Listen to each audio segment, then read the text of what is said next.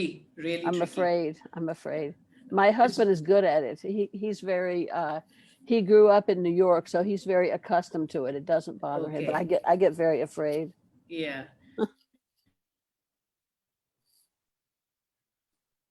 Right, ma'am. Within 2 minutes, we will start, ma'am. Okay. Got my watch here.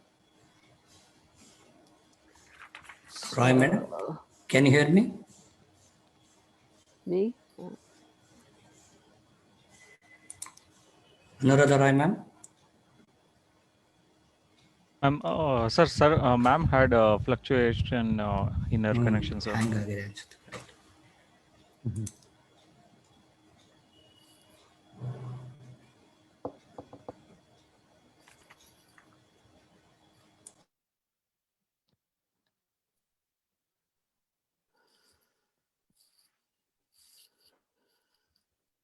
During the first part, we should all mute our microphones, right? Yes, ma'am. Yeah, we will. Okay. I will mute my microphone now.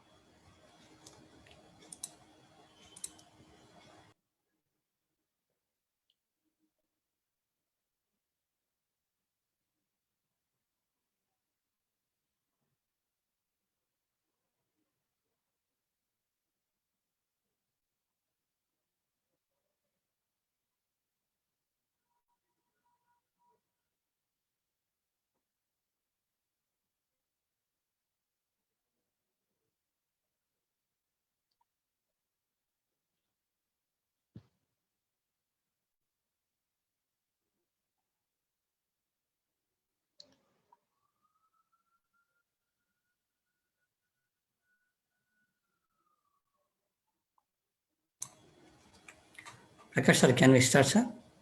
Sure. Ranga sir? Yeah. Good evening to one and all. I hope everyone is safe during this pandemic. At the outset, I am happy to inform you all that our evening college is celebrating its golden jubilee year. On behalf of our college, we congratulate all the stakeholders. Welcome to the international webinar of Seshadripuram Evening Degree College in association with Bengaluru University English Teachers Association, an international webinar on online resources for learning English. I now request Sunil sir to play a small video of our college. Over to you, Sunil sir. Great journey begins with a small step. Proving this statement true, it all began in 1930 when two women educational enthusiasts took up a noble initiative. In the erstwhile posh locality of Seshadripuram, Srimati Anandamma and Srimati Seethamma started a primary school with 20 children. Now, Seshadripuram Educational Trust under its umbrella has 36 institutions. It all began with the educational visionary Sri K.M. Nanjappa, the then president of Seshadripuram Education Trust. In 1971, which has been a landmark in the history of education for the working students by starting Seshadripuram Evening College. Our college started with the primary objective of imparting formal education to the quality and needy. The college is affiliated to the Bengaluru Central University. Being in the heart of the city, it has an easy reach and connectivity. Its premises comprise of spacious building with good canteen, computerized library, business lab, browsing center, Wi-Fi facility, sports club, thus well equipped for all academic, sports, co-curricular like NSS, NCC, YRC, etc. and extracurricular activities throughout the year. The college organizes orientation program for freshers and guest lecturers to equip them. As most of us are working in the morning and studying in an evening degree college, it is very facilitative for us to excel in our jobs. Even though we are studying in an evening degree college, we are being provided many state level and national level opportunities to express our talents. Also, many cultural activities are being conducted. SEDC is engaged in various cultural activities throughout the year.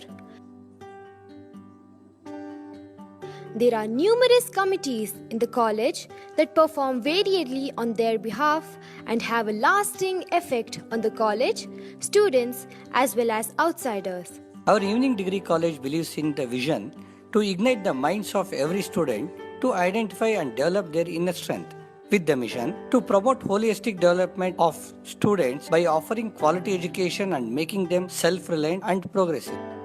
Our college NCC cadets will visit every academic year in Officers Training Academy Chennai and INS Kadamba Naval Base at Karwar. It will motivate our college NCC cadets to join Indian Armed Forces.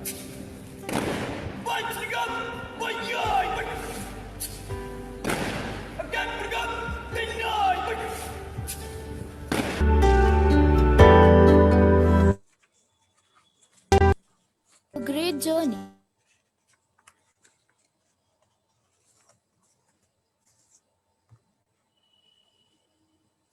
Thank you, Sunil sir. Now I request our beloved principal, Professor N.S. Satish sir, to welcome and introduce all the dignitaries to this international webinar. Thank you Ranga sir. ಎಲ್ಲರಿಗೂ ನಮಸ್ಕಾರ.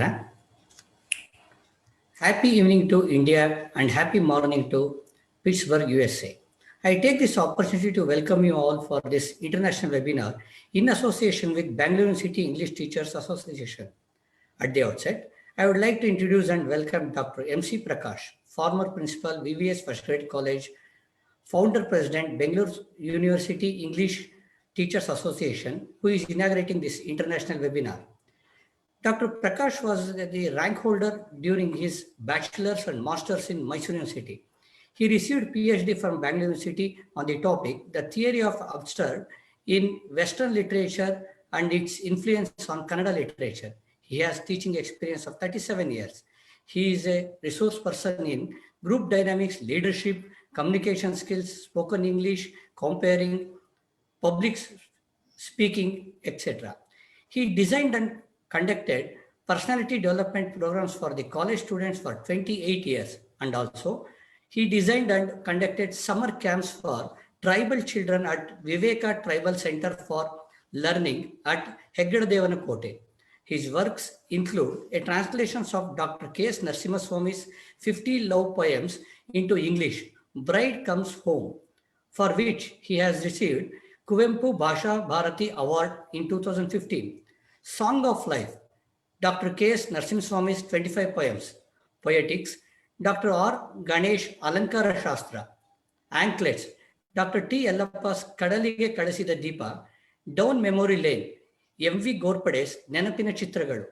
Dr. Prakash has authorized 3 books on teaching learning of disabled children and the responsibilities of parents of college students. Sir, on behalf of Seshadripuram Education Trust, I welcome you for this webinar. ಇಂದಿನ ಕಾರ್ಯಕ್ರಮಕ್ಕೆ ತಮಗೆ ಆತ್ಮೀಯವಾದ ಸ್ವಾಗತವನ್ನು ಕೋರುತ್ತೇನೆ sir. Thank you. Further, I would like to introduce and welcome today's keynote speaker, Dr. L.N. Seshadri, Associate Professor, GFGC, Jayanagar, President, Bangalore University English Teachers Association. Dr. Seshadri is working as an Associate Professor of English in Government First Grade College, Jayanagar, Bengaluru, with the teaching experience of 28 years. He is a trained counselor, research guide, and soft skill trainer. He has guided many PhD and MPhil students. He is an experienced quality assurance coordinator in education, management, industry. Dr. Seshadri is well known for lecturing, curriculum development, public speaking, and teacher training.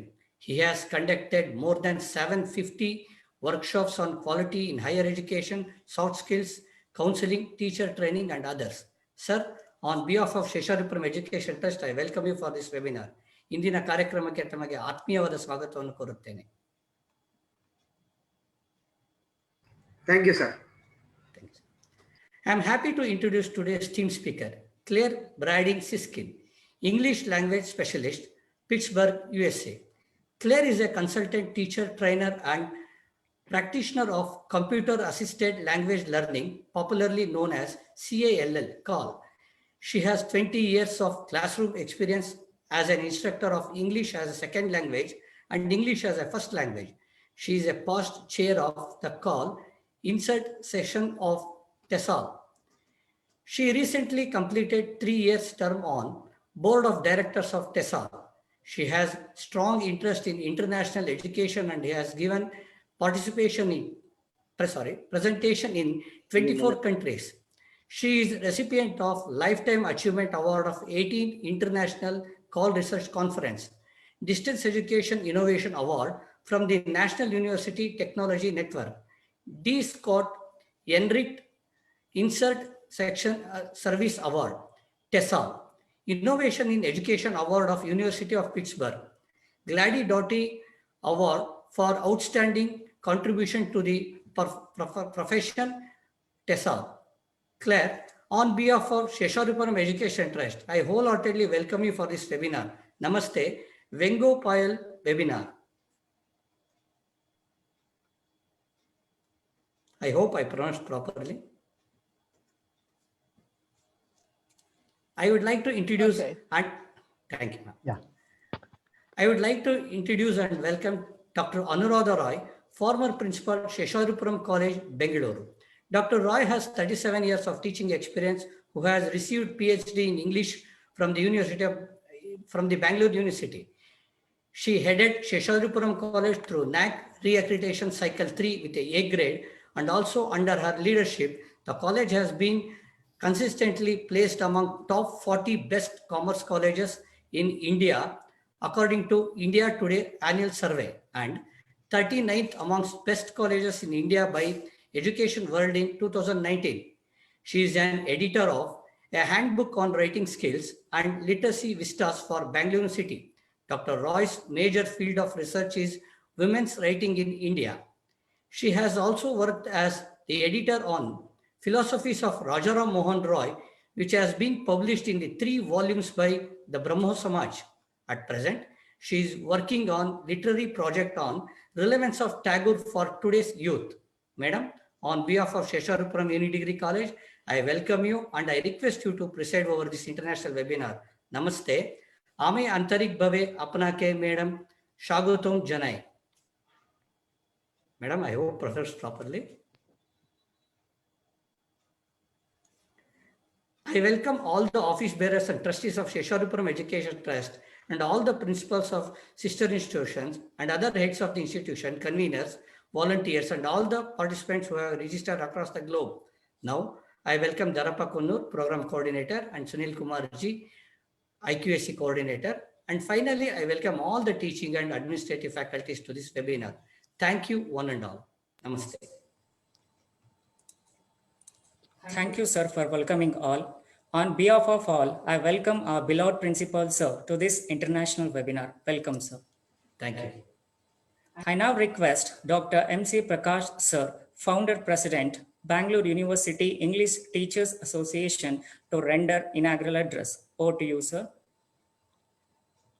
Dr. Anuradha Roy, the President of this webinar, the Management Committee of this institution, Principal Professor Satish, Professor Claire Siskin, the speaker on the theme, Dr. Ellen Sheshgiri, President BUTA and keynote speaker today, Dr. Tamaya, General Secretary BUTA, Mr. Dharepa, Coordinator, Office Bearers of BUTA, and the participants in this webinar.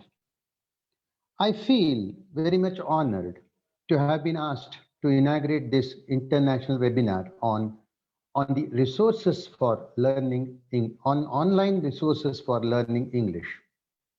I'm sure that the value of this webinar has increased multifold as Professor Claire, an English language specialist and teacher trainer, as well as a practitioner of computer-assisted language learning, has agreed to share her rich experience and expertise on online resources for learning English.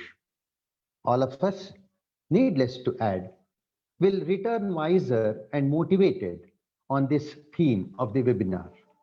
I congratulate the institution and the organizers on this effort. I recall with genuine pride the awe-inspiring, historic, and brief yet indelibly memorable first speech given by Swami Vivekananda at the Parliament of Religions in Chicago more than 1.5 centuries ago. He didn't have even a scrap of paper on hand when he gave that address, and he moved the audience, numbering in thousands, to a thundering applause. India has had a long and effective oral tradition of teaching and learning. The Vedas had been handed down for generations orally without a single word having been altered. So much for the effective methodology of teaching and learning, ably supported by retentiveness. Still, our tradition says that smritihi na pramanam, which means memory is not authentic, and thus acknowledges the need for documentation too. Now, having evolved from there, we have arrived at the significance of online resources. We have been whipped to an awakening of the necessity and great benefits of online learning, thanks partly to the COVID. We knew it in theory, but the pandemic has made us realize it in practice. But the question that faces us at this juncture is whether picking user-friendly soft skills amounts to learning. Learning once meant mastering the knowledge and to own it, and not merely store it so that it's accessible whenever necessary. Accessing information cannot be called knowledge until such information is internalized and assimilated so that new knowledge emerges from that. It is indeed a hard way of learning, but worth it. When we were young, our maths teachers were not content if we worked on our slates or in our notebooks. We should have been able to do it offhand, and it was called mental maths. Bertrand Russell, the mathematician turned philosopher and educationist, refutes St. Augustine's remark that children should be cured of pernicious blithesomeness, by which he meant that something learned with pleasure is not worth its while. Instead, it is dangerous. Russell, I feel, when he refuted it, meant that our children should learn things joyfully and not that it should be without any effort at all on their part. English had been introduced to India by the British. I recollect for a moment Friday taught English by Robinson Crusoe. English has developed in India, and we have had, and we even now do have, great writers in English. In spite of it, it is alien to us from the point of majority of people. But all of them are aware of its importance today and its significance in their careers. So, if we are enlightened of the more effective methods of learning and teaching it through online resources, by learning, I mean not learning merely as a skill, but as a literature, as a language, and as a tool to enter the immense world of knowledge which English abounds in, and in research and in new explorations. That's what I mean by learning. If we are enlightened of the more effective methods of learning and teaching English through online resources, then I feel all of us will be immensely benefited. With all the participants here being teachers of English, it will benefit thousands of students at large to make this effort truly successful. And I'm sure that with the expertise that we get from and the knowledge that we'll be able to get from Professor Claire, I'm sure that the webinar will be effective in achieving this goal. And I wish the webinar all success in this endeavor. I inaugurate the webinar with great pleasure, and I thank all of you for giving me this opportunity. Thank you, one and all. Thank you.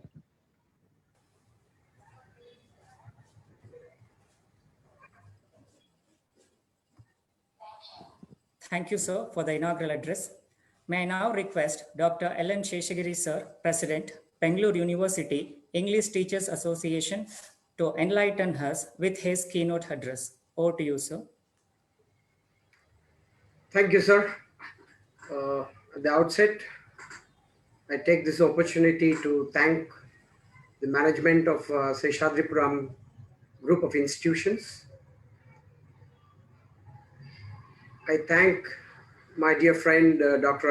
Anuradha Roy, the chairperson of this webinar. Dr. N.S. Satish, Principal, Seshadripuram Evening Degree College. Dr. M.C. Prakash for his wonderful opening remarks on the occasion of this international webinar on online resources for learning English language. Dr. Tammaya, Vice Principal, Padmasri Group of Padmasri Institute of Management Sciences and General Secretary, BUTA, all the office bearers of BUTA, and the participants of this international webinar.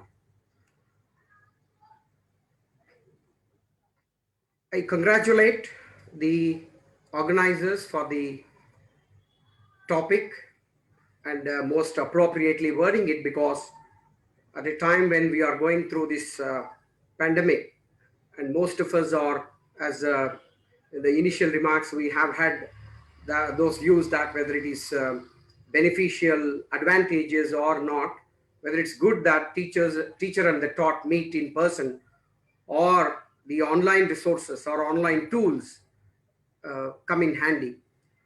So all of us agree that a teacher cannot be replaced by any tool or any technological methods. But at the same time, when things have become inevitable, it is necessary that we connect so that learning keeps on going, and it is a continuous process. Learning cannot stop. So in that light, this webinar is going to be of immense importance to all of us, the teachers of English language. Friends, as all of us know, language is the most wonderful thing that has ever happened to the human beings. It is the best of all inventions and innovations that have ever happened on the earth. Language separates us from the other creations, and it is something innate and unique to us. The power of language and the power of communication need not be emphasized, as all of us are aware of it. Language is not only a means of communication, as Dr. Prakash appropriately put it, but it defines our perceptions, understanding, and personality. We are defined by our language, and the way we use it, and the purposes for which we use the language is what makes us distinct. It helps us to learn, know, think, communicate, and create ideas. Language gives us the advantage of expression, gaining acceptance, agree or disagree with ideas, explicitly express our views, and more importantly, prevent the disadvantage of being the marginalized and the voiceless, as language, as all of us agree, is not definitely apolitical. Language has been a rallying point for people who play on the politics of identity on the basis of language. Among the many divides that humans have created for themselves, language undoubtedly, as all of us agree, is the most powerful divide. The importance of one's mother tongue need not be further emphasized on the development, understanding, and building perceptions in the life of a child. However, the emergence of the global world and the need to interact with a wide variety of people across the globe has made it mandatory that we take recourse to a language that is widely accepted and adopted for interaction. English language has clearly emerged as the winner across the globe, and people use English for a variety of purposes. It is in this direction that teaching and learning English as a second language or foreign language has assumed greater significance. Friends, English as a second or third, or in some cases, fourth language is essential for a large population of the world and has become a means of empowerment, achievement, and success. Proficiency in English language opens up new and multiple ways to people to seek knowledge, to understand the world, to interact, to negotiate, to do business, and finally, to achieve success, quote unquote. It is largely looked at as a means of gaining advantage in plethoric ways. It bridges the divide between and among human beings, communities, and group of people in different pursuits. It's a means of gaining acceptance, as all of us agree, achieving success, equality, and respect. Language has the power to unshackle and has a liberating effect. It enables and also ennobles. The second best thing that has happened to us as human beings on earth is the internet.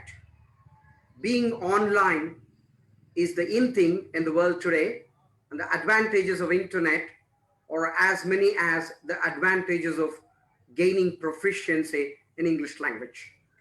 It gives access to the world of knowledge and interaction. It has democratized the learning spaces. It gives access to equality, opportunity, success, and interaction with the world for gainful purposes. When both these come together, one, the proficiency in English language or the power of English language and the internet, the sheer opportunity the combination offers to us is illimitable. If the network of networks can be used to gain proficiency in English language, it's a welcome thing. Internet, I'll call it as a vector that powerfully triggers the learning of language by offering multiple opportunities to the online users. If online resources offer the advantage of learning English language, is a wonderful combination to empower and enable our students. The 21st century pandemic has forced the teacher and the taught to network and interact through remote means, and the internet offers an opportunity to sustain learning without any break. The outbreak of COVID-19 has brought the inevitability of going online, and the use of internet for teaching and learning purposes has both won the hearts and broken them. There are growing voices of dissent and equally growing number of votaries, both in favor and against, for the use of online tools, resources, and methods. Though all of us agree that the teacher can never be replaced, as I started my remarks, through remote classes and proceedings, we must also agree that we can use it to our advantage to make good for the gaps that exist, to innovate and to introduce variety. We need not outrightly reject it as a means, but need to explore the possible ways that it can help us to reach to a larger population and making our classes more flipped and hybrid. The topic of the webinar is vividly defined and specifically put. The focus, if you look at the title, is on learning. And obviously the bullseye is on the learner and the learning of English language. Online resources have to be used for gainful purposes for language proficiency. And I'm sure the resource person will open the world of opportunities for the learner to go online in search of resources for learning English language. I'm eager to listen and enjoy the session. I look forward to listen to the theme speaker, Claire Siskin from Pittsburgh, Pennsylvania. Thank you very much.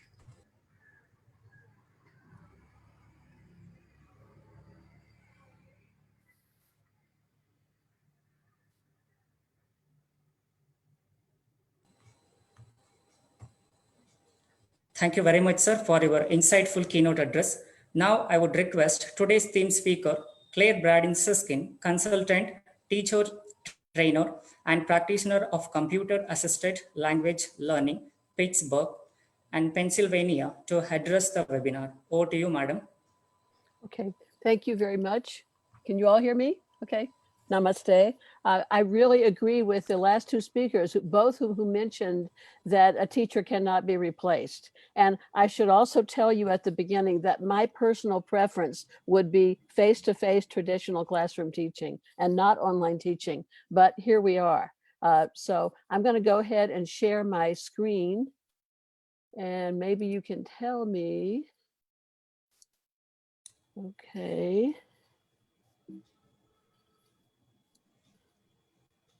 Can you see it? Yes, madam. Yes, good. Okay, so I'll go ahead and get started then. Oops. Okay, where am I? Okay, first of all, I am in Pennsylvania, which is in the northeast part of the United States. My city is Pittsburgh. A lot of people confuse it with Philadelphia, but Philadelphia is on the other part of the state, the other end of the state. It's not a very big city.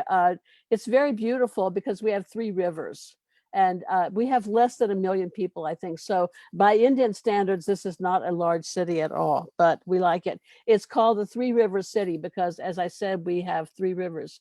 Because of the rivers, we have many bridges. Our city has more than 700 bridges just to get around. So the traffic jams are very bad because of the rivers and the bridges. Okay, so how about you? I would like you to go into the chat box and tell me where you are today. I want to look and see where you are. Can you please go into the chat box?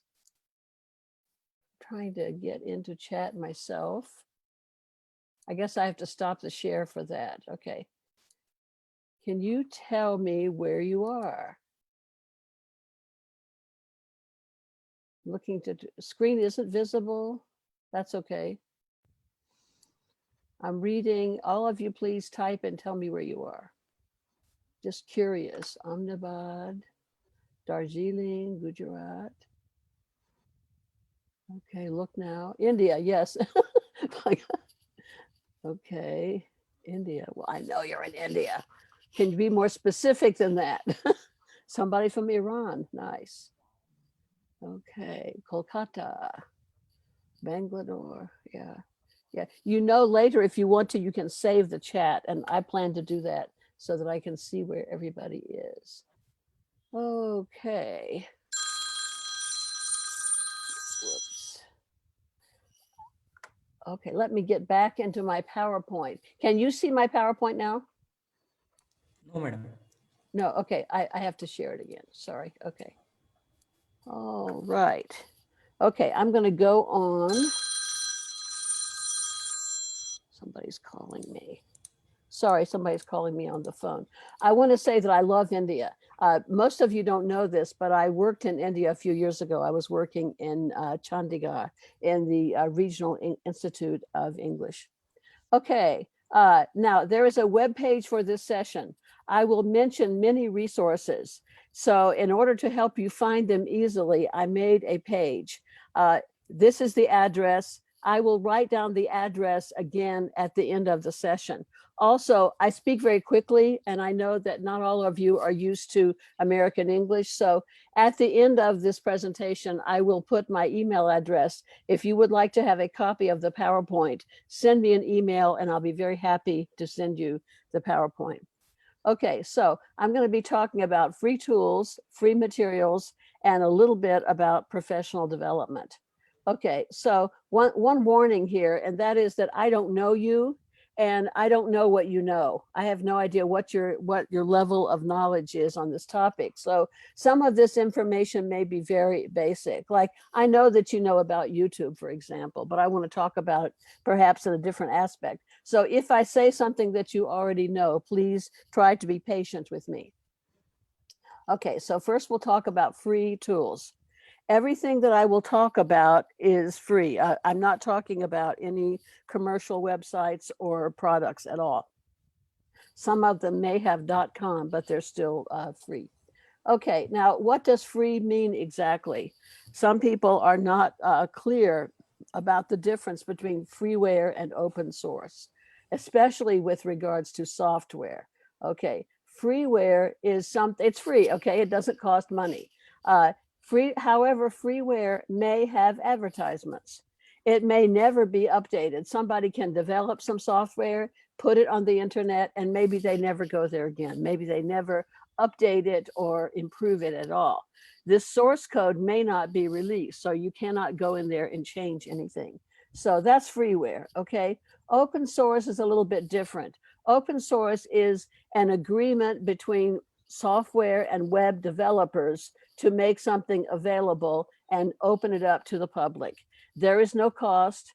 There are never advertisements. Usually it is updated regularly and the source code may be released. So if you see this symbol of open source or Creative Commons or CC, you know that it is open source. Okay, so, and here are some of these symbols that you may see. You may see the by symbol, which means it's for attribution. It means it's okay for you to use it, but you should give credit to the person who made it. The equal means don't change it. Don't make a derivative work from it. Keep it the way it is. And the $sign with the slash means it's non-commercial. In other words, it's okay for you to use this, but don't use it and sell it to a different person. In other words, I made this, I give you my permission to use it, but it's only for if you're not going to sell it. In other words, the whole idea of Creative Commons is that we're going to share our materials and share our resources. Okay, I'm going to talk a little bit about some software tools. Software tools will be things you can go to the internet and get them. You can download them and use them on your computer, but they're not going to run on the internet directly. Okay, one of my favorites is Audacity. Audacity is software for recording and editing sounds. It's actually fairly sophisticated software. Anyway, so it does a lot of different things. Okay, now in a language classroom, if you had some audio recording software, what kinds of activities would you do with it? I want you to go to the chat box and tell me what you can do. If all of your students have software to record audio, I realize they may not need Audacity. They may have this on their phones, on their smartphones. Please go to the chat box and tell me what activities could you do with this?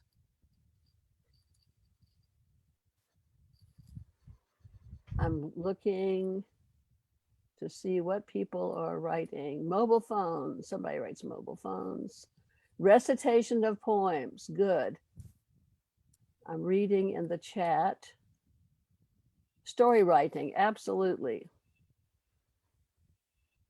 Are you all typing? There's a little bit of a lag. Doodling with audio. Student presentations, pronunciation, singing songs, listening skills. Check their pronunciation, stress, intonation, poems, pronunciation, newspaper, journalizing, pronunciation. I'm getting a lot of good ideas. Voice modulation, interesting. Okay, I'll tell you some of the ideas that did occur to me. Can you see that? Can you see the PowerPoint now? Yes? Yes, madam. Yes, okay, that's sure. Okay, here's some of the activities that I thought of. Radio show, newscast, movie voiceover, give them a video and ask them to put in new audio. Oral testing, pronunciation, reading passages, interviews, etc. Many, many different ideas. Some of these you mentioned already. Okay. Another program that's very useful is Blue Griffin. If you want to make web pages now, if you have $600 to buy Dreamweaver, that's wonderful. But Blue Griffin does pretty much everything, and you can get it for free. Blue Griffin's a very useful program. Basically, you can use it to create and also to publish web pages. Okay, another one that I love is VLC Media Player. It plays just about every type of video format and every type of audio format, completely free. Okay, Apache OpenOffice. If you don't have Microsoft Office, you might want to try OpenOffice. It has all of the same functions. It has Word, it has Excel, it has presentation software, it has all of those. And the files are compatible with Microsoft Office. Another good resource. Okay, on the web page that I told you about, I have links to all of these resources. Okay, do you know about GIMP? Have you heard of Photoshop? Have you heard of Photoshop? Photoshop is a very sophisticated, expensive program. GIMP, which is GNU Image Manipulation Program, does exactly the same thing. It has all of the functions that, that Photoshop has for advanced graphics. Okay, are any of you doing acoustic analysis? If you're teaching phonetics, you will want your students to get Praat. Praat is a program from the Netherlands. In the Dutch language, Praat means to speak, as prattle, for example. This is a very sophisticated program, but it's very useful for analyzing sound files and analyzing speech. So I recommend it highly. Again, completely free. Okay, have you heard of Hot Potatoes? Hot Potatoes is very old software. It's what we call, but it still works. It still works on modern computers.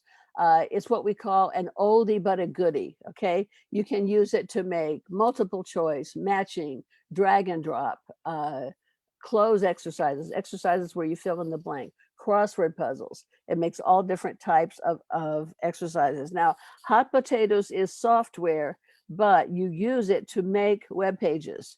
You can use it to make your own web pages, and you don't need to know anything about the web to do it. It just creates a web page. And you can run the web page on a website, but you can also run it just, if you don't have internet, you can run it locally on your local machine. Okay, moving along. One of my very favorite programs is called Live Code. We call this a RAD tool, Rapid Application Development. This is only for the people who love technology. Some English teachers don't love technology, and that's fine. Some of them are very excellent teachers. If you love technology and you want to have a powerful, flexible tool, I really recommend that you get Live Code. I won't talk more about it, but check it out if you love technology and you love development of technology, and you want to make exercises and activities for your English students. I highly recommend Live Code. Okay, now, do you really need all of these tools? You know, you've got Live Code, Hot Potatoes. Do you need all of these things? I say, no, you don't. But some of them might fulfill a particular need at a particular time. I'm just trying to make you aware of them. Okay, let's move on to web-based tools. These would be tools that run on the web. They don't run on your local computer. They run on the web. Okay, web-based tools. One of my favorites is called Rewordify. And I'm going to play, and it says .com, but it's actually, it's free. It's not a commercial program. They're not selling anything. It was actually developed by an English teacher. I'm going to try to play a very short part of a movie. I'm going to have to turn my microphone, my audio up. I'll try to play just a little bit of this.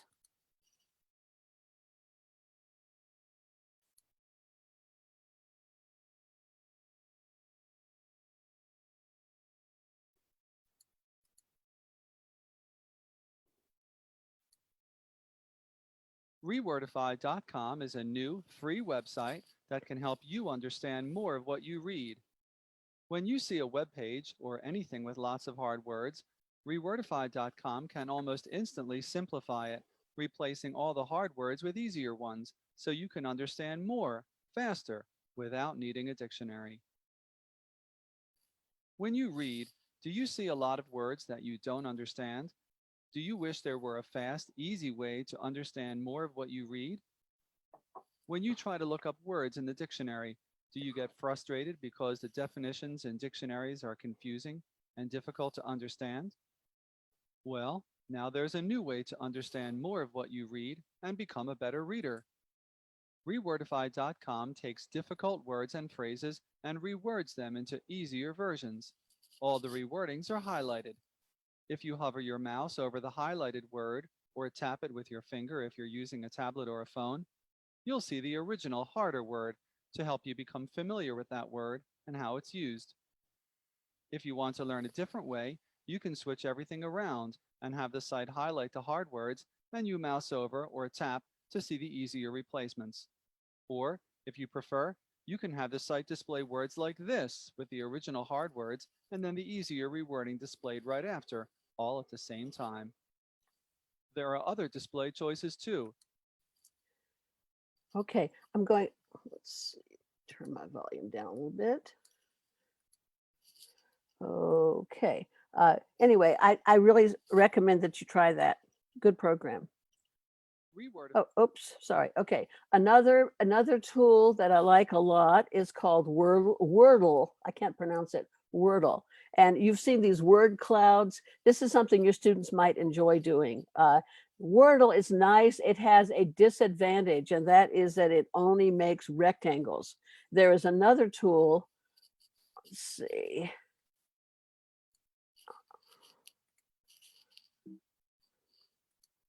Okay, another tool is called Word Art, and the advantage of Word Art is that it allows you to make clouds in different shapes. You can make circles, rectangles, triangles, hearts, whatever. So I think your students might have fun with those. They're fun. Okay, another tool that's a little difficult to describe is Anvil.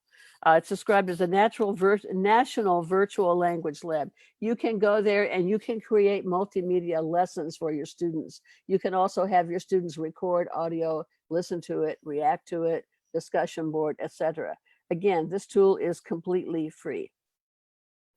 Okay, YouTube. Now I know you know about YouTube, but you can also think about YouTube not as a place to go to watch videos, but as a tool. You can have students create videos, discuss other videos, annotate videos. There are a lot of different language-related activities that you can do with YouTube. Okay, do you know about BibMe? BibMe. If you have to write a research paper, or a master's thesis or a PhD dissertation, and you're not sure about all the rules of bibliography, you can go to BibMe. You can type in or copy and paste all of the information, and it will create the bibliography according to various formats, such as MLA or APA. Nice tool. Okay, I'm going to talk now a little bit about free materials, and I want to talk about this idea of curation. Okay, we all feel that there's so much information out there. We feel, at least I do. I feel overwhelmed by all of the information that's on the web. I go there and there's just, I click and I go to a different resource, click again, go to a different resource. One response to this is curation, and that is collecting the good stuff, going and finding some of the things that are more appropriate, not just going out there and looking at everything. And this really is, I think, the job and responsibility of teachers. Our students don't know what is good and what isn't, and that's part of our job. This is one reason why teachers cannot be replaced. There are many other reasons, but this is certainly one of them. Free materials, just because something is free doesn't mean that it's the best. Some free materials are of low quality. Some have distracting ads. I personally hate advertisements. I don't like to see so many advertisements. Very distracting. If a resource is wasting our students' time, it's not really free, because as you know, time is expensive and students need to be making the best possible use of their time. Okay. We like authentic material. We like for our students to see shopping websites, airline schedules, weather reports, all these authentic materials. However, sometimes authentic materials are so difficult. The language is so difficult that our students cannot understand them. They cannot comprehend them. If materials are incomprehensible, then it's demotivating. Students are not going to be motivated if half of the words are something they don't know. So we have to be careful. That's a caveat having to do with authentic materials. Okay, as I said before, our students don't always know how to choose the best materials. Okay, this is where the teacher's role comes in. We need to curate those materials. In a way, that's what I'm doing for you this morning. I'm saying, here are some materials that I have curated that I think might be good, but that doesn't mean that they are going to work in your particular situation. You know your students and you know what is best for them. I cannot tell you that. Okay, everybody loves multimedia. Multimedia is very trendy, but it does not guarantee better learning. It can be very distracting if you have so much audio and so much video and so many pictures. The students can get distracted. Research has shown that sometimes students do better without multimedia. Also, if you have multimedia, learners may not take advantage of it. Just because they have the ability to click and listen to audio does not mean that they actually listen. So be careful about that. Okay, as a teacher, you should look carefully at the quality of the feedback. If they have an exercise where they answer C and the computer says, yes, correct, that may not be helpful. Have they learned something? You don't know. You don't know if they learned anything because you may not know why they clicked and they may not know why they clicked. They may have clicked at random. So look carefully at the quality of feedback. Okay, learner control is very important. Do students have the ability to skip around from one item to another? Do they get the correct answer if they don't know the answer? In other words, if it says, yes, you're correct, we don't know what they learned, okay? Does it explain why that answer is correct? Do they have access to help features? Explain if they get stuck, if they don't know what to do, what access do they have to help features? These are very important. Okay, I think learners need to have choices. If we're always saying, do this, now do this, then do this, where they're really in a kind of a jail where we're dictating, controlling everything they do. I think when we give our students choices as much as possible, it gives students a sense of freedom. Okay, I want to talk about some web-based free materials. Okay, one is American English. And I will tell you, this website is sponsored by the American government, but it is absolutely not political. There's no kind of political agenda. It is full of books, audio files, videos, songs, games, puzzles. You can search it by proficiency level, by skill area, by audience. You can say, I want an audio file for listening. I want a song at a certain level, etc. One of my favorite parts of this website are the songs. You can go there, you can get pictures about songs. Do you know the song, Oh My Darling Clementine? Very, very sad song. And it has sound files. You could download the files, they're MP3 files, so you can take them to class, play them in your phone. It also has the lyrics, it has the written out words for different songs. Very useful. Okay. One of the channels on YouTube that's really nice is called Simple English Videos. And right now, as of yesterday, there were 358 videos. They're always adding more. And they're showing the difference between American English and British English. And they show it with pronunciation, with grammar, with vocabulary. Very, very nice short videos. Okay. I like this resource. This is at the University of Victoria in Canada. It's called the Language Teaching Clip Art Library. There are over 3,000 pictures, and they are images that would be useful in language learning. All of the people in this particular library are purple. All the people are purple. And the creators of this website say they want to get away from racial stereotypes. So everybody is purple. It's nice. It has a lot of very useful images that I use. Do you know about ELT Pics? This is a European project. Those numbers there are not accurate. It actually has many more photos than this.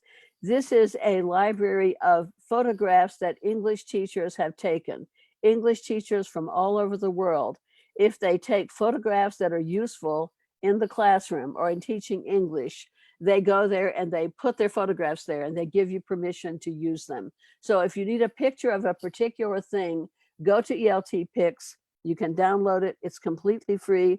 If you have some nice pictures that you would like to share, I recommend that you go there and put your own pictures up there and permit other English teachers to use them.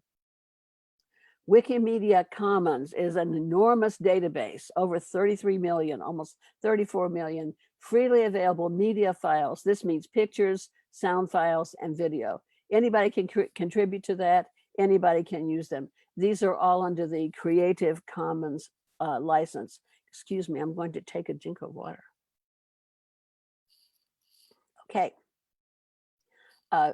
For listening, I really like Randall's ESL Cyber Listening Lab. It has listening practice at many different levels, very basic, beginning, intermediate, advanced, academic. It has listening practice. For each exercise, there is a script, so the students can go back and read. They cannot read at the same time, but they have to listen one time first. After each exercise, there is also a comprehension quiz to see if they understood. Wonderful. It has a lot of sound files, and it's quite useful. Okay, if you have students who do not have good internet, this is more of a low-tech site, okay? If you have slow internet, okay, and you cannot do audio or you cannot do video, and maybe you have this, but maybe your students don't have it, I highly recommend Activities for ESL Students. It has thousands of exercises for grammar and vocabulary, just simple, basic exercises. Well, not all of them are simple. Some are simple. They're at different levels, but I highly recommend this if you have students, if they need practice with grammar and vocabulary, and especially if they don't have fast excuse me. Sorry. I recommend this site. Okay, I love Free Rice. Have you been to freerice.com? It's many vocabulary exercises at different levels, from easy to very advanced. The advanced exercises, I am a native speaker of English. I cannot do the advanced ones, the very advanced ones. They're very hard, okay? But some of them are very easy. They have all different levels. Every time you go to this website and you get a correct answer, rice goes to a hungry child. I love it. I love the idea. Different companies have donated money so that every time somebody goes there and gets the correct answer, they give rice to the World Food Program. Love it. Great idea. Okay, so your students can practice English vocabulary, and they know that they're fighting hunger at the same time. I love this idea. Okay, Real English has hundreds of videos and they're real people. They're not actors. It's not commercial. It's just people having conversations in English. And after each video, there is an interactive lesson. Nice site, very nice site. Again, completely free. It's .com, but it's not commercial. Okay, TED Talks you know about. I mentioned TED Talks because for many of the TED Talks, there is a file, an audio file that you can download.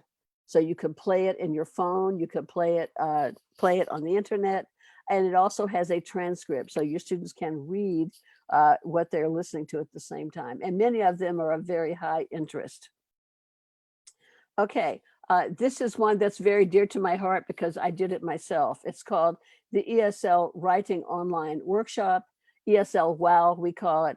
It's a complete course in writing for academic English. It also has a section on plagiarism and how to avoid plagiarism. So check that one out. Okay, people are always asking me about assessment. British Council has an online English level test that might help your students get their level. Cambridge has various tests, general for schools, business, young learners. Read Theory has a lot of reading comprehension exercises. Again, these are all free. I made a page a little while ago. I was working with some teachers in Jordan, and this is for students who are not in class, when they're outside of class, or now especially with the pandemic, everybody's outside of class.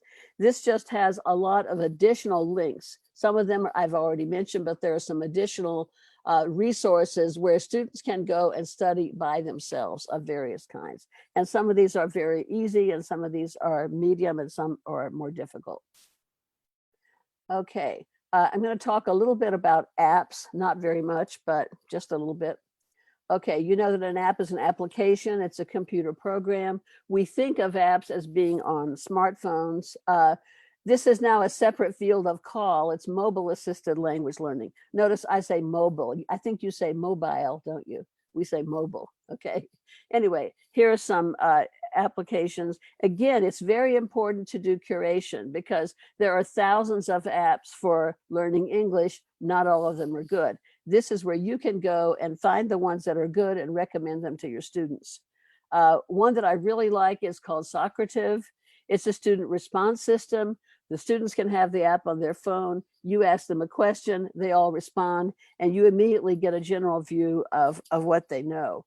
You probably have heard about Kahoot, similar to Socrative, except it's more of a game. It's a gamified student response system. And you can write your own quizzes or you can have the students write quizzes, and it's a lot of fun. Okay, WhatsApp. How many of you have WhatsApp? Probably a lot of you do. There is a really useful web page. I think it's on the Cambridge website, 25 ideas for using WhatsApp with English language students. So if you're teaching remotely and your students have WhatsApp on their phones, they could go and do some of those activities. So that's one possibility. Okay, I have another webpage called Focus on Mobile Learning. It is linked from the webpage that I will give you today. So you can go there and get a lot of additional links for ideas about smartphones and mobile learning. Okay, I'll talk very briefly about your own professional development. There's a free magazine called English Teaching Forum, and I have a link to it there. You can go, you can have the US Embassy mail it to you, or you can go and download it as a free PDF file. Has a lot of good articles about teaching English. Okay, the TESOL offers free courses. People register after December 6th. The courses are usually 4 or 5 weeks. They're completely free, and you do not have to be a member of TESOL in order to join. You can go and register and take as many of those courses as you like. They usually offer about 10 different courses every year. Okay, if you are interested at all in CALL, which is my field, okay, computer assisted language learning, a professor at Stanford University has made a complete course, and it's online, and you can go there and do the course for free and get a lot of useful information about CALL there. Okay, and webinars, that's what we're doing today. It seems that every time I go to Facebook now, I see a new webinar, and there are quite a few of those, and they can be useful in terms of getting information. Okay, now my conclusion here is that no online resource or tech tool is perfect, okay? They're just not. Everybody hates something. Here's some examples. My husband hates Twitter. He thinks Twitter is terrible. I love Twitter. I think it's great. I like Twitter much more than Facebook. I don't like Prezi. Some people love, some of my friends love it. I don't like it. I don't like things moving around the screen like that, but that's okay, okay? What tools don't you like? Will you take a minute and put in the chat box a tool that you don't like? It could be one that I mentioned here, or it could be a different one. What tools don't you like? I'm gonna watch. I'm watching to see if somebody types something that they don't like. Instagram, okay. Instagram is popular with young people, is Instagram. I don't use it very much. Facebook, some people hate advertisements, yes. Facebook, oh, look at all the people who hate Facebook. Advertisements. Good evening. Okay, Messenger, online games, don't like mobile apps, don't like Facebook. Wow, I'm seeing an enormous hatred for Facebook. Doesn't like social media. Wow, very interesting. I don't like ma'am. What is that? Don't like me? I don't know what that, oh, Facebook. Okay, Prezi. Somebody doesn't like Twitter. Oh, come on, Twitter is wonderful. My husband hates, he thinks Twitter is the most terrible thing in the world. I love Twitter. Okay. Okay, so I'm getting some ideas. All tools are good if used wisely. Ah, interesting idea. Interesting idea indeed. Okay, I'm going to go on from here. I think we have to be tolerant. We have to accept that not everyone likes every tool. Some people say, well, if it's technology, it has to be good, so we have to like it. I don't agree with that. I think if you like something, you like it. If you don't, that's fine. Okay, I think you have to give yourself permission to not like something just because it's trendy. If something doesn't work for you, don't feel guilty about it. Don't worry about it. Just say, I know me, I know my class, I know my students, and this tool is not going to work in my situation. Okay, do what works for you. And you are the only person who knows that. You're the only, your friends don't know that. Maybe your colleagues in the same building don't know that. You know what works for you. I think you have to trust your own instincts as language teachers. I think that's very important. Okay, that what are some of your, how much time do we have? Let's see, who's keeping score? Do we have time for another chat? Do we have another minute? Yes, Sure, ma'am. Okay, Sure. so go ahead and put in the chat box and tell me what are some of your favorite online resources. Also, if you know a really good resource, please please send me an email and maybe I'll include it on one of my web pages. I'm trying to get to the chat box and I'm lost. I don't, my chat box has disappeared. Ah, there, I found it. Okay, Adobe software. Adobe software is very awesome, but it's expensive. Wikipedia, yeah. Pinterest, Wikipedia. Most teachers don't like Wikipedia because students copy from it.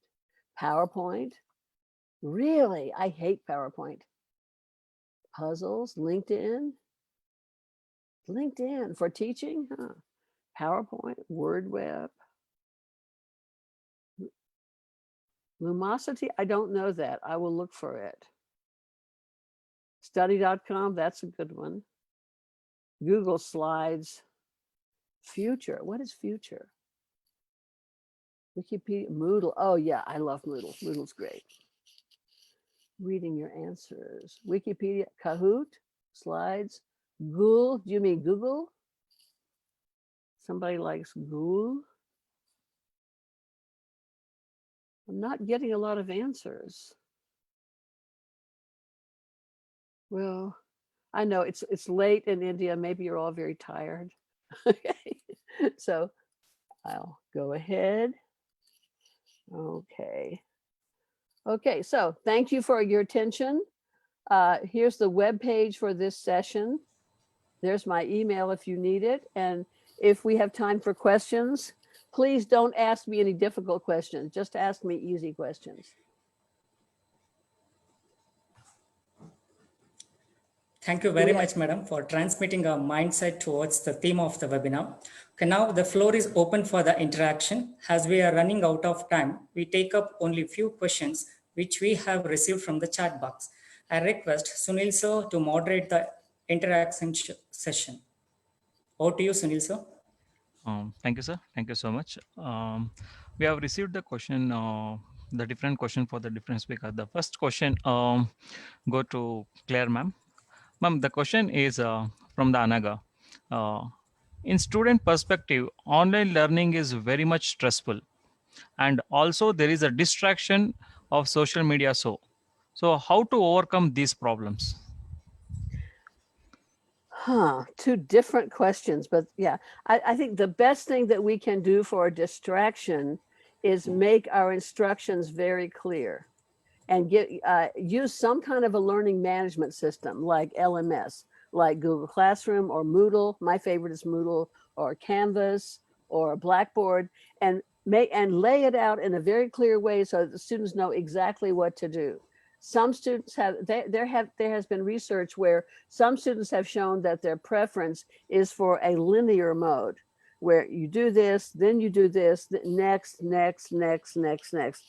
For students who are distracted easily, I think that is the best arrangement. but other students don't care about that. Some students are more into multitasking and they want to skip around to different things. In that case, I think you need to give them more choice and more freedom. Social media, that's too big a topic for me to address. I don't know. I don't know.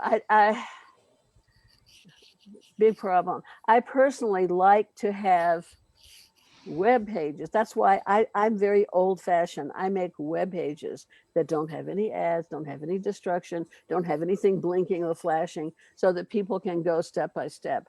I think especially at the lower levels, students need that because social media can be very distracting. So I might make a web page and I might link to social media, but I would not want the social media to be the main focus. But that's my opinion. Many people would disagree with me about that. Thank you, ma'am. Thank you so much. And the next question, tools to correct English in thesis and avoid plagiarism. Can you suggest a few tools which will helps to correct English in thesis and avoid plagiarism? Well, let's see. What is the main tool that people use? Turnitin. There are some free plagiarism detection tools. I don't have them in my head right now. Send me an email. I'll try to send you some of those. Or go to Google and type anti-plagiarism tools or plagiarism detective tools and maybe write free in there. There are some that might help. But I think it's also important. Plagiarism can be a cultural thing, okay? In some cultures, plagiarism is more acceptable. In the United States, it's like super not acceptable. But anyway, send me an email. I'll try to send you some links for that, or just go to Google. Sure, ma'am. We do that. Thank you. And the next question to Sheshgiri, sir.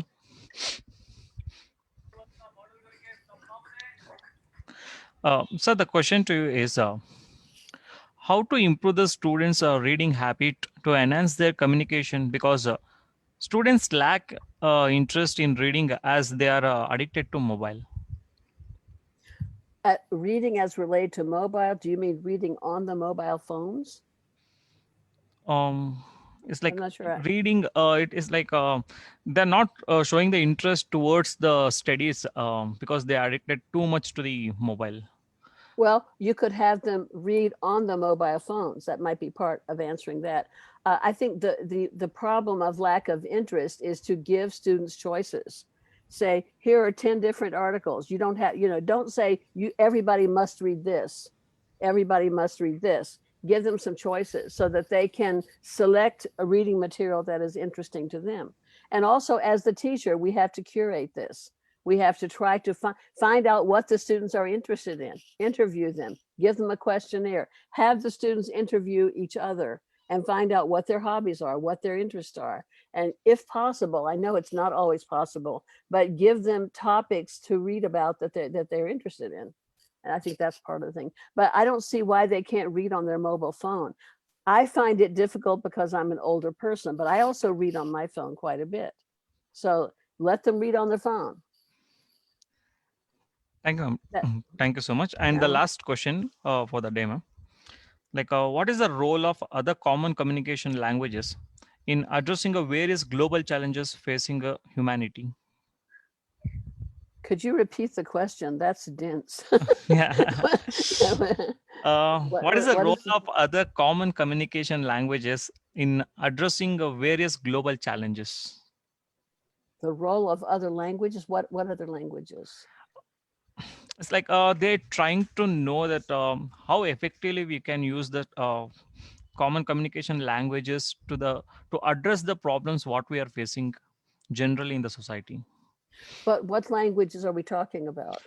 It may be English, or it may be their own mother tongue, because they feel here, ma'am, a few of people, they always feel like English is the only language which we can use it to communicate our problems to the global level.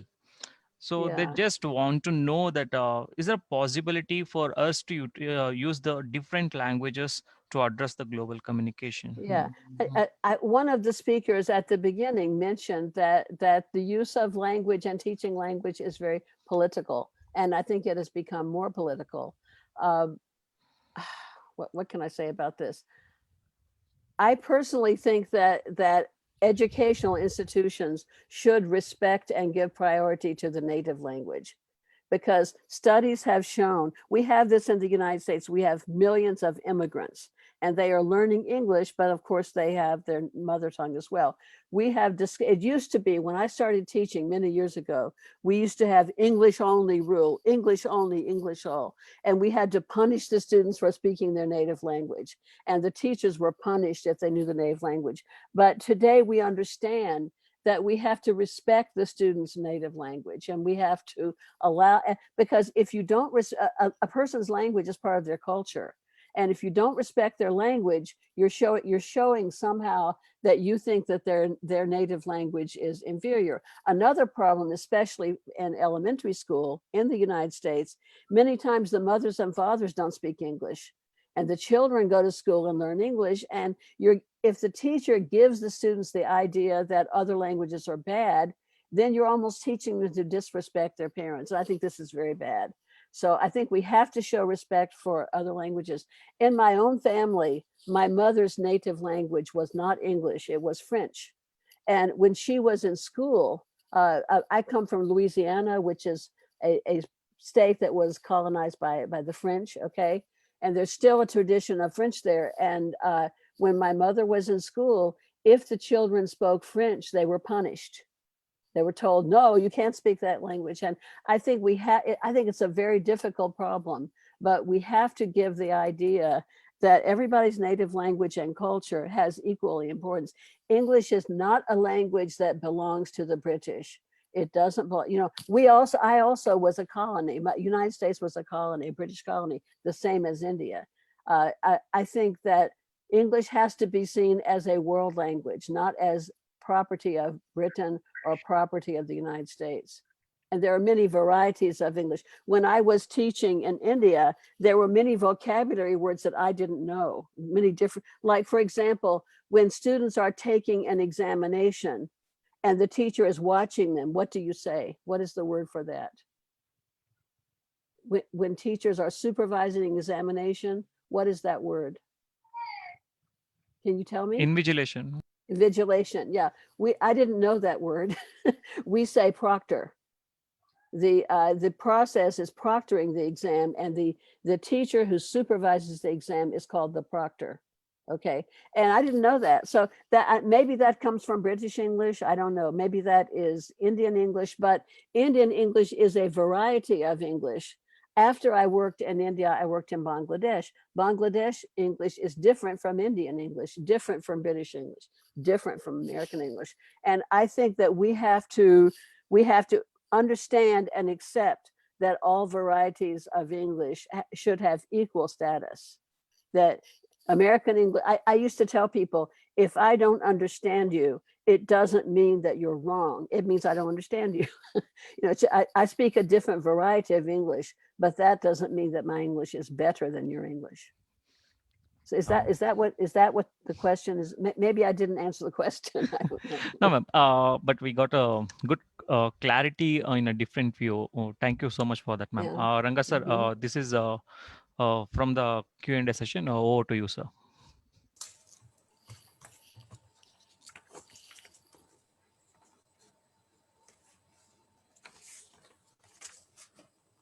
Thank you very much, Claire Madam, for answering the questions of the participants. A small announcement before the presidential remarks.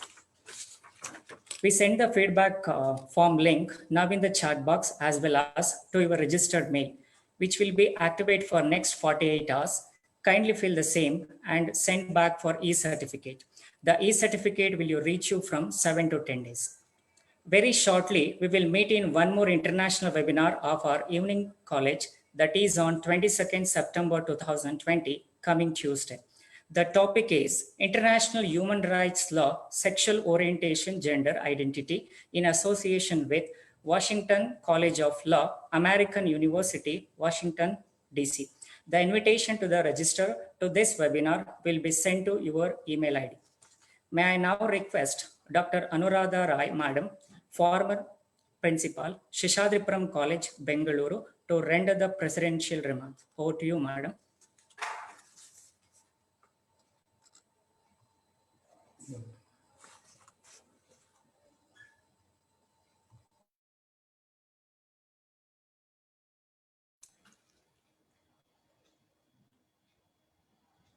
Madam, please unmute.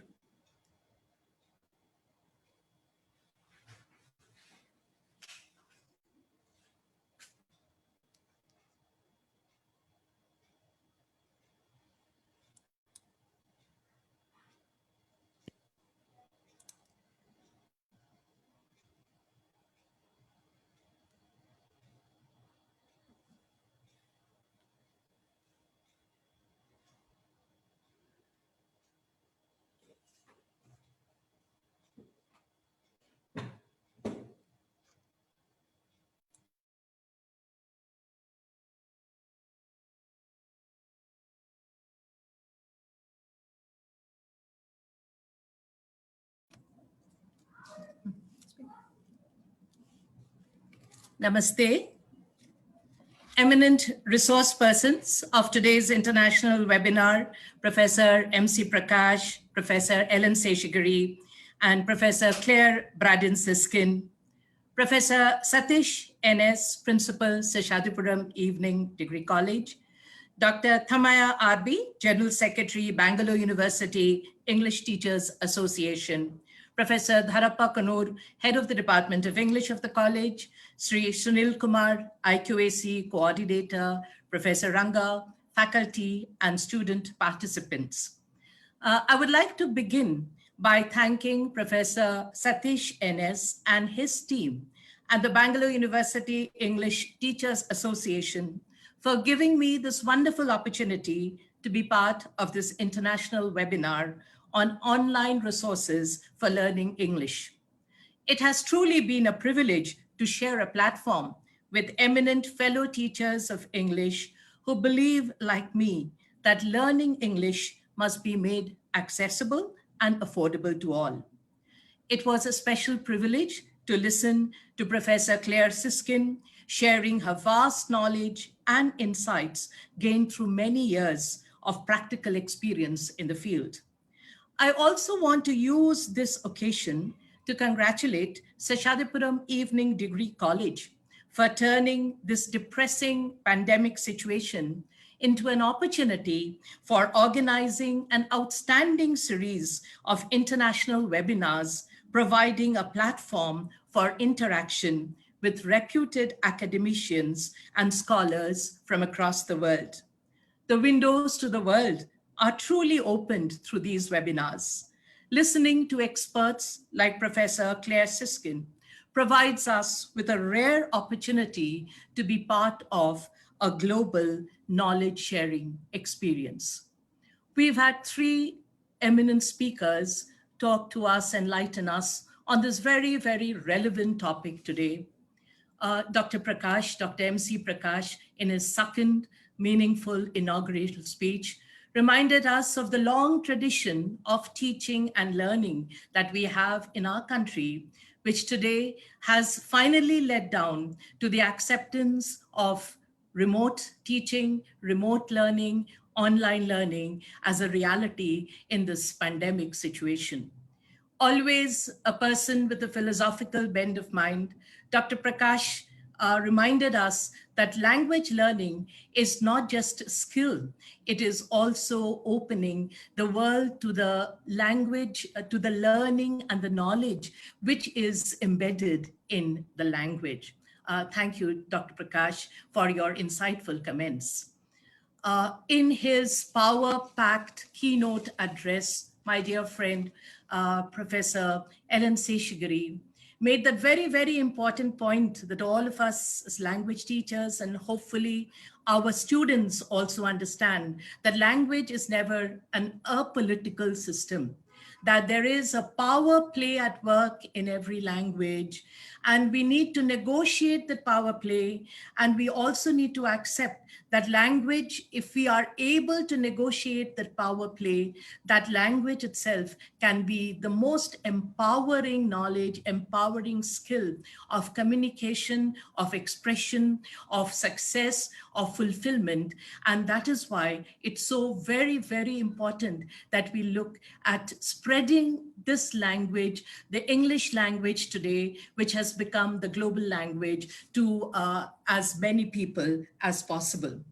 Dr. Seshadri made this very, very interesting link between the two powerful elements of language and the internet coming together, and particularly in a country like ours, where remote learning till this recent pandemic situation was more in theory than in practice. I think this important conjunction that he has made, that we are now in a condition that we can use the leverage, the power of language and the power of internet to see that the language skills, the language knowledge, the language learning reaches to a wider population.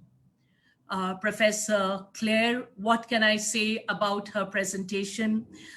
It is a learning experience for all of us to be in the presence of a person who is obviously steeped in a world which to many of us in India is still a new world.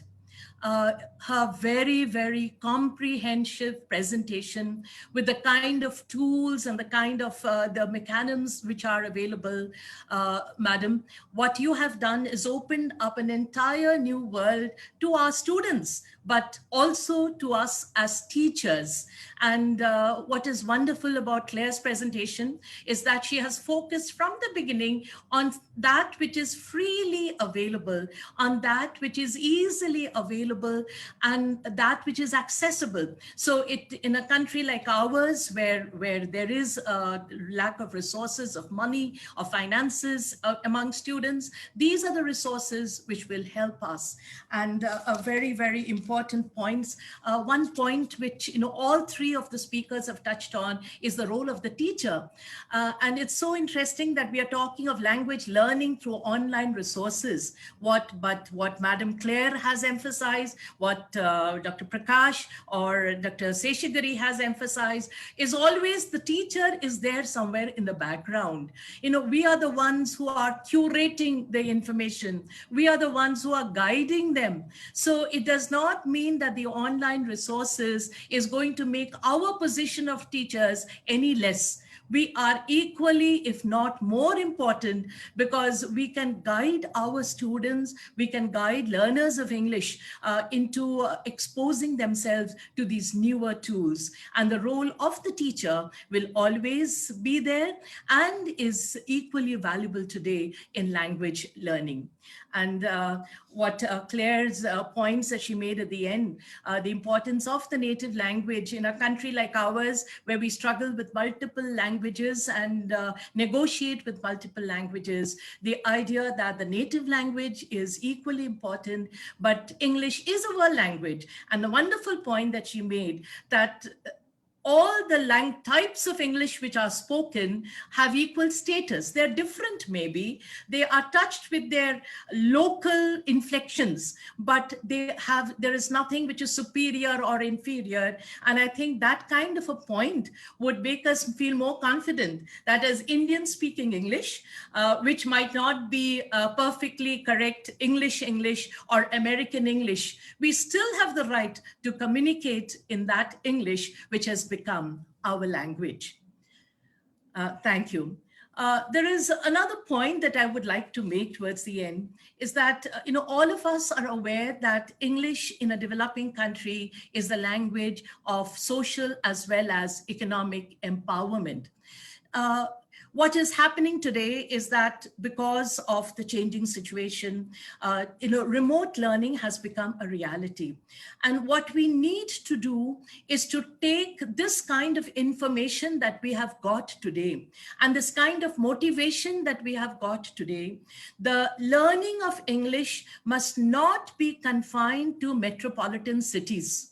The learning of English must not be confined to tier A cities. What we need to do is to make these resources known and accessible to students and learners in Tier B, Tier C cities in across the hinterland of our country. Today, the employment opportunities are opening up in the hinterland of the country, of our vast country.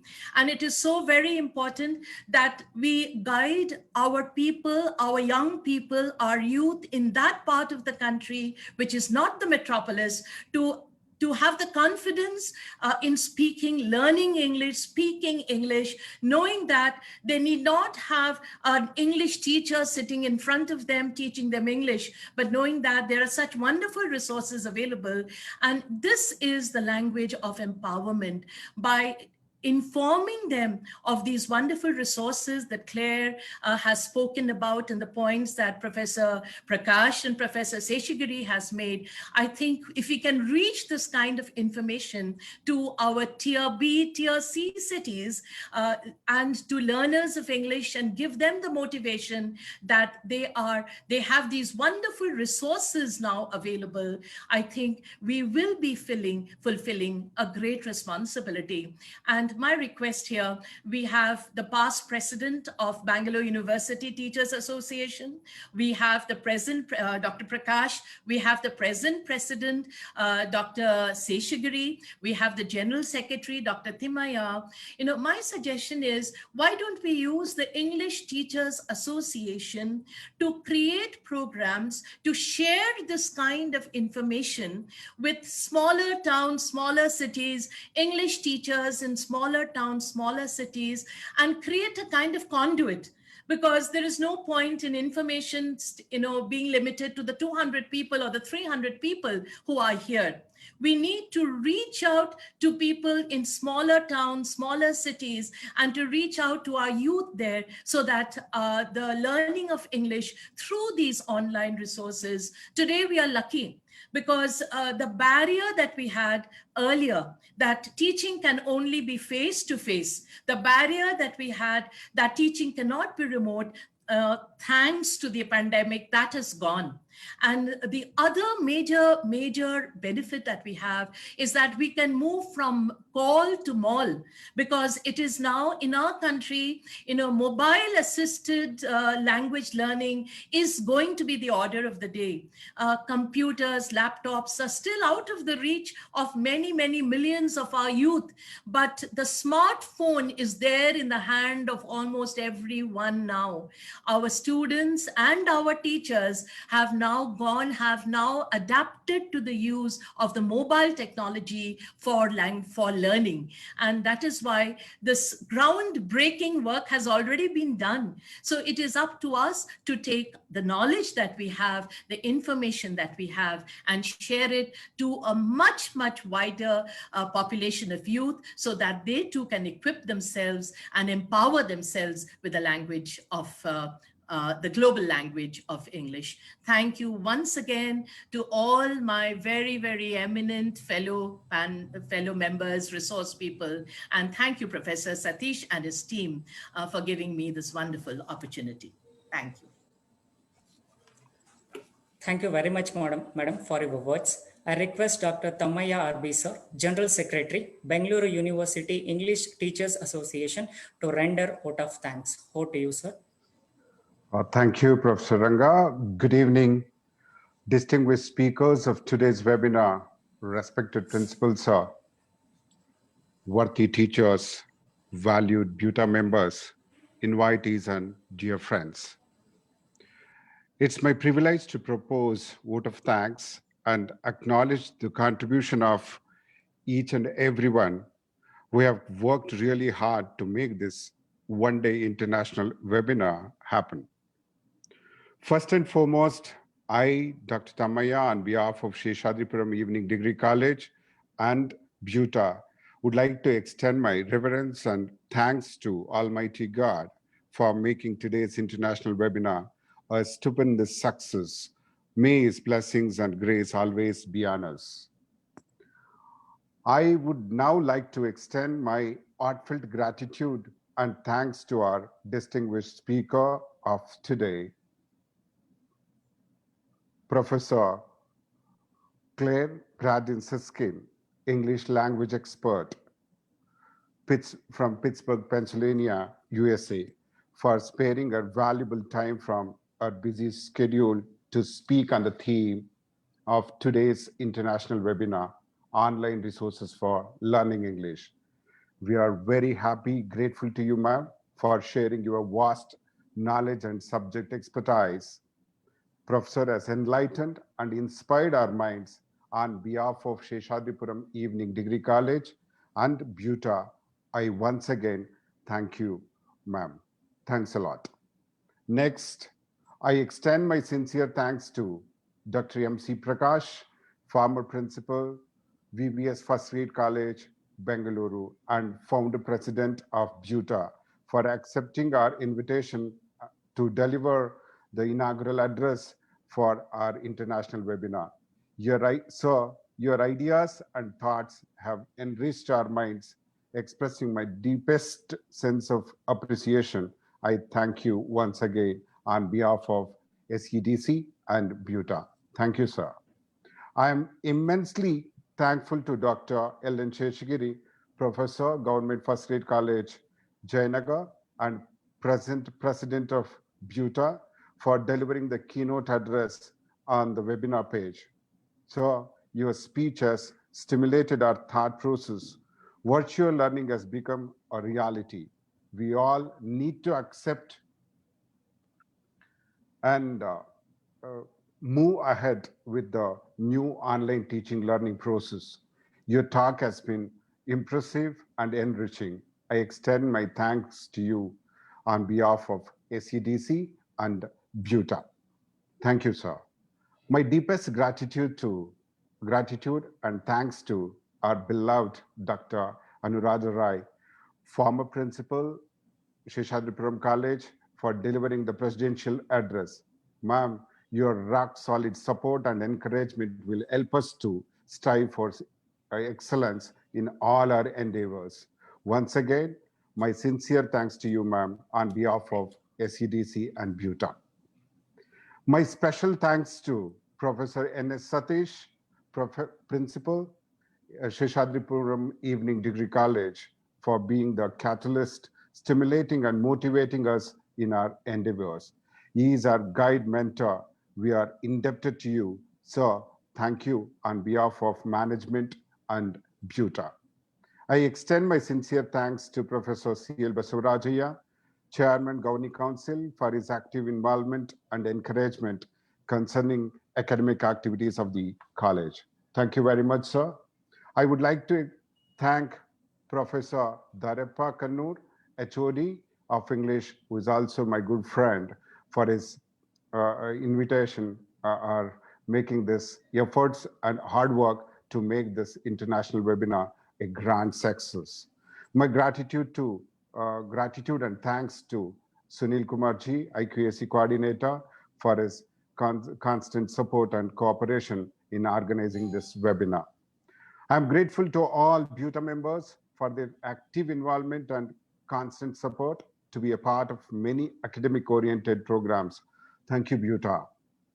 My sincere thanks goes to all loving teachers of this institution. We have been a proactive, dedicated, and hardworking, and have contributed immensely to organize this webinar on a grand scale. I have to express my thanks to the technical arrangements team, without who this webinar wouldn't be possible. A huge thank you to management of Seshadripuram Evening Degree College for organizing an international webinar, which is the need of the hour. My special thanks to the audience. Without your participation in this webinar, it wouldn't have happened in such a way that is a grandeur way. And, thank you for the active participation in this webinar. It's been really very encouraging and will definitely motivate us to take up more of academic-oriented programs. Thank you all. Thank you. Thank you, sir. Claire. Once again, thank you one and all. Okay, now we are going to conclude the webinar. Sunil Kumar sir, kindly end the session. Thank you, Claire ma'am. And happy birthday in advance. Oh, is it? When is the birthday? Next week. Next week. Happy birthday, and we will be in touch, Claire ma'am. And I'm sure a lot of people will be in touch with her. Definitely. I wish you a very happy birthday, ma'am, in advance. Thank you. Thank you for participating. Thank you for coming online. Thank you, Prakash sir. Thank you, Prakash sir, Anuradha ma'am, and Satish. Thank you, Seshadripuram sir. Thank you very much. Thank you, Seshadripuram sir. Thank you very much. Thank you, Roy. Thank you, Prakash. Thank you. Thank you. So we will end now. Yeah, sure. Sir, we are concluding the webinar, sir. Yeah, please. Sure.